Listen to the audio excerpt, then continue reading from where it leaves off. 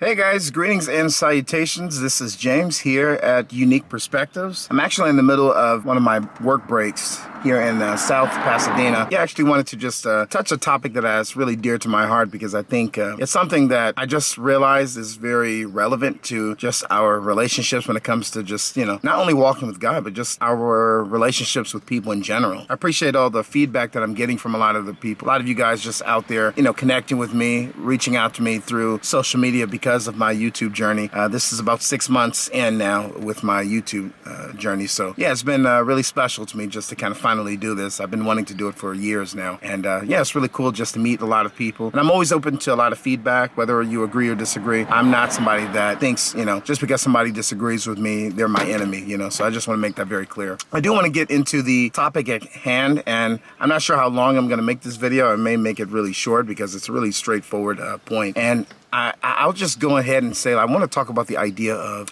really using past traumas and abuse that we've experienced as a license to abuse others. There's a lot of statistics I would like to bring up, but I don't want to address that aspect. Actually, I will do that in a future video. But really what I want to talk about is really the foundational levels of just mistreating people. Maybe something bad happened to you or to me.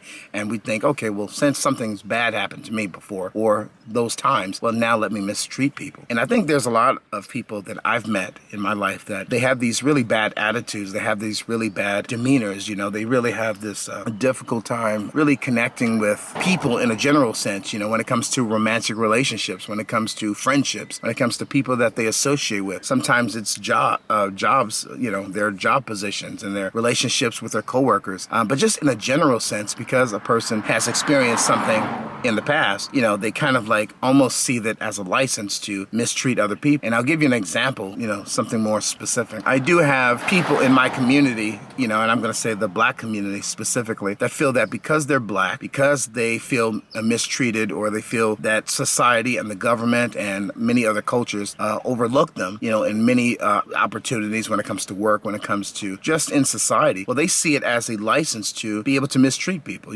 They don't like certain things, so they feel that they have a license to insult people, to use racist comments towards people of other cultures. They see it as, okay, well, since I'm a part of this victim group, well, then I can abuse people because my license, of being abused gives me the right to attack the character of other people. And let's be perfectly honest, that is a very sick practice. That's a very concerning practice for anybody to develop. But there are a lot of people amongst us that live amongst us that actually believe that because they've experienced a childhood trauma or something in their young adult, years, or even just, even their middle age, but they've gone through difficulties, they see that as a license to attack the integrity or attack the character or mistreat other people. And I just want to remind all of us out there that if you're somebody that has adopted that victim mentality and you think it's okay to attack people, that's one of the most sickest practices ever known to man. And you are wrong. You're wrong. And you do not have the right to mistreat other people. You do not have the right to attack the integrity and the character and the personality of other people. And you shouldn't have the opportunity to put anyone down. If anything, you should be more sensitive to not putting other people down, to knowing how to treat people the right way. Because you've experienced something like this, you should be able to say, hey, I know how it feels to be, hurt. I'm going to use this as fuel to protect other people, to protect their integrity, to protect their character, to protect my relationships, my friendships, and I think it's really sick because it wasn't until like this year I learned multiple people that I know that they've had maybe some type of trauma in their life, and for them, that's a license to be rude to other people. And it's not. It's not. And it's sad because often these people, without knowing it, they sabotage their own opportunities with connecting with people, and they don't realize that they're locking and boxing themselves into a corner where they're not going to have actual genuine, reliable people around them. They're going to have just a bunch of people that really aren't even real, genuine friends, but people maybe that are willing to tolerate them, or maybe, if you're male or female and you're maybe there'll be people that are just tolerating you because they want to have sex with you, and they'll just tolerate your bad attitude because they don't really like you. They just like the idea of being sexually intimate with you, but they don't really see you as much else, And there are a lot of people that will surround themselves with you and even pretend to be your friend, just to exploit you in some way, or maybe you have something they want. But I really want to just emphasize that no one has the right to put other people down just because you were hurt in the past. And it's the same thing with all sorts of things. Just because you were sexually assaulted, maybe by a family friend or a family member, It doesn't give you the license to be rude and attack other people just because somebody beat you up, physically assaulted you in a relationship, or maybe went through abuse, inside of the household when you were growing up. That doesn't give you the license to start abusing other people or attacking other people or being abusive with your relationship. Just because somebody has stolen from you or broken your trust doesn't mean that you can get to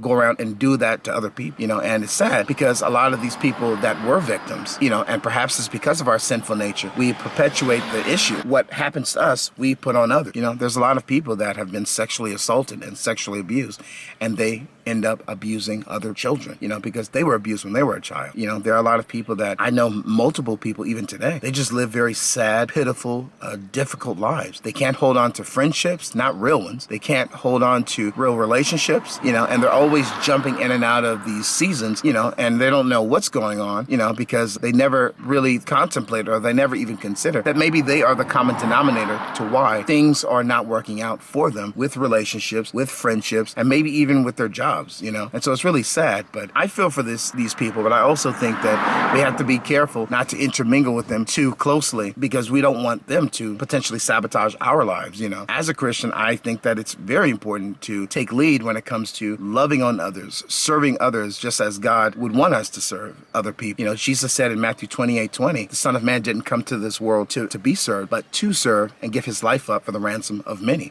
It's very obvious that for the Christian life, we should be acting as Christ and serving others before we serve ourselves. But we can't serve somebody that is going to pin us down and sink and bring us into that mud pit, fall into the ocean, and they're sinking, and so they're holding on to us, and we'll sink with them. And this is why we have this emphasis in the Bible that light and dark cannot intermingle. In 1 Corinthians, we have these emphasis of we can't intermingle with non-believers. We can't intermingle with them in these kind of intimate relationships because we have completely different natures. And I think that, of course, when we're genuinely transformed by God, we're going to want to love on people and serve them properly the way that God wants us to. But we also have to be wise as serpents and as gentle as doves. There's a balance that, Jesus emphasized in his ministry. We have to keep in mind that biblical Christianity is a faith that requires us to use our mind, our brains.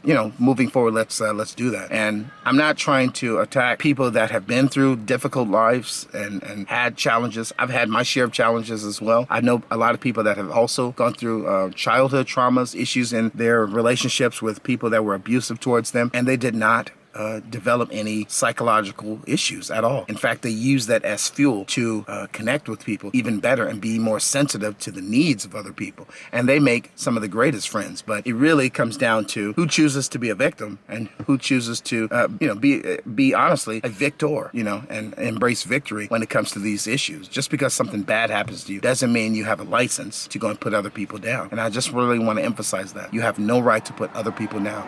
And it's sad, but some of you, even watching this video, you're not going to make any changes, and you're not going to be sensitive to the things that you are doing to other people, and you're hurting other people, and you're not going to be concerned, you're not going to care, and you're not going to make any adjustments, because for you are always the victim. You're always the one that you're putting the spotlight on yourself. And if you're supposed to be a Christian, and I'm assuming many of you are watching this and you profess to love the Lord, that's something that we have to prioritize is the Christian life. That it's God first, it's other people, and then ourselves. Not us first, okay? We should be the last one that is trying to prioritize what we want. God emphasizes not to be anxious for anything, but to really focus on what it is that he wants. And from there, we glorify God, and then God will raise us up and glorify us as well. God bless you guys. Hope this was helpful. I'm going to get to my class. Hope this is, like I said, hope this has been very helpful. Want to encourage you to like and subscribe. And please remember, just because you've had a difficult life in one way or another in different aspects does not give you the right to mistreat other people, okay? God bless you guys. Take care. Peace.